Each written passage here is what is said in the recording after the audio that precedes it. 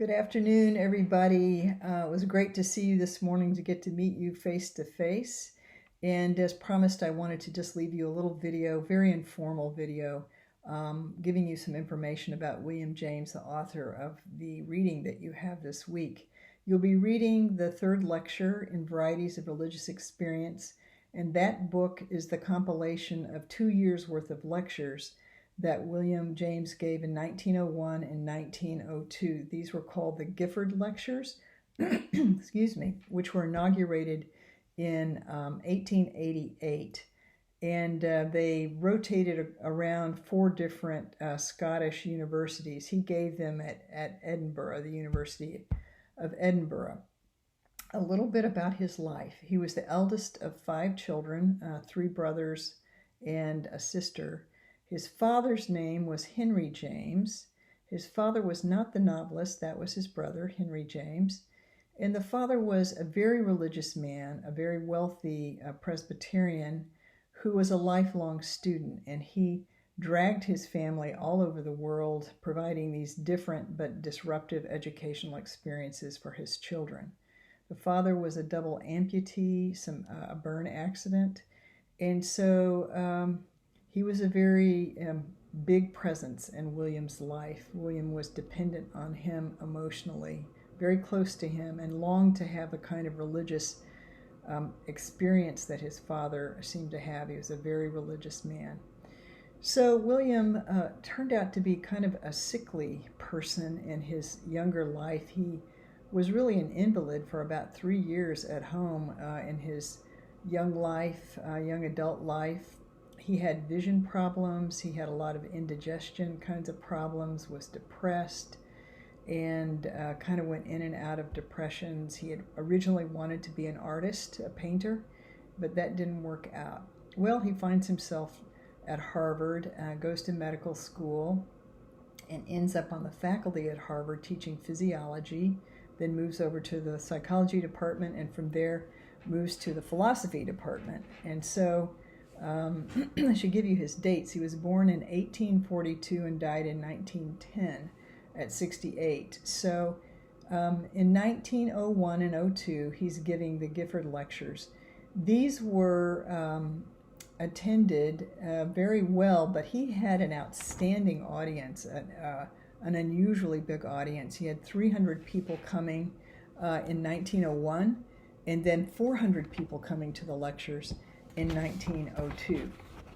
So part of what he had done in providing these is that he believed that at the heart of religion was some kind of experience, typically a mystical kind of experience, but some kind of experience was at the heart of religion.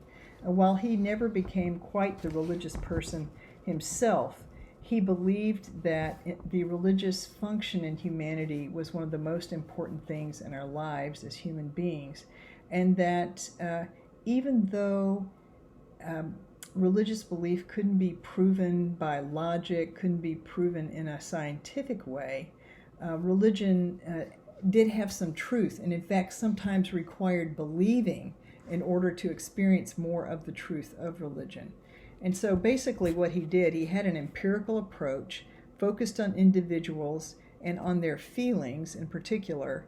And he was very sympathetic in understanding human suffering and eccentricities, having suffered some of that himself.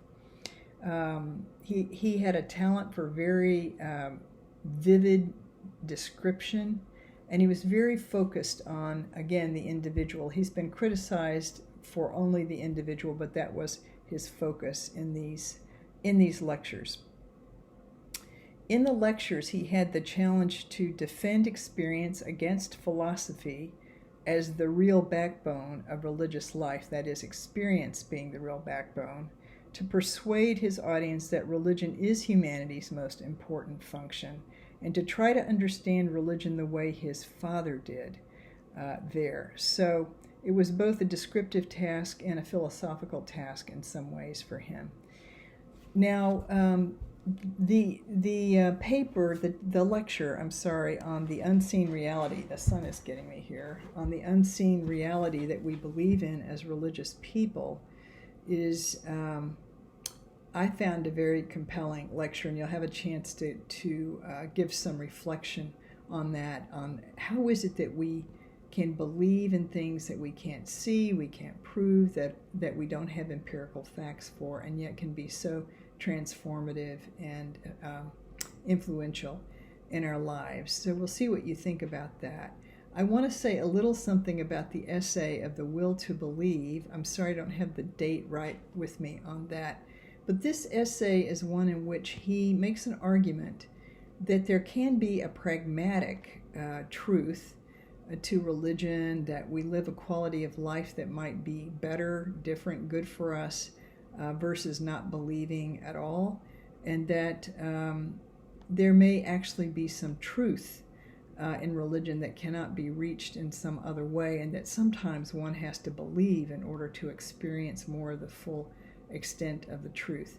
He did not like this idea that somehow people would stand on personal pride because they wouldn't accept anything that couldn't be scientifically proven. He really thought that was kind of foolishness. So there's some reference, I believe, to that in the little scenario you're going to see where he's interviewed at a European spa, and in truth, he did go to the mineral baths at a German spa when he was ailing. So that's it for William James. He's a classic in the psychology of religion, a foremost psychologist in the U.S. He was kind of the father of pragmatism as a philosopher, and this book on the varieties of religious experience really led him to be viewed as one of the premier scholars of religion in the early part of the century. I hope you enjoy it, and I look forward to seeing you on September 28th, and I'll be sending little video greetings along the way. Thanks, take care, and have a good week. Bye-bye.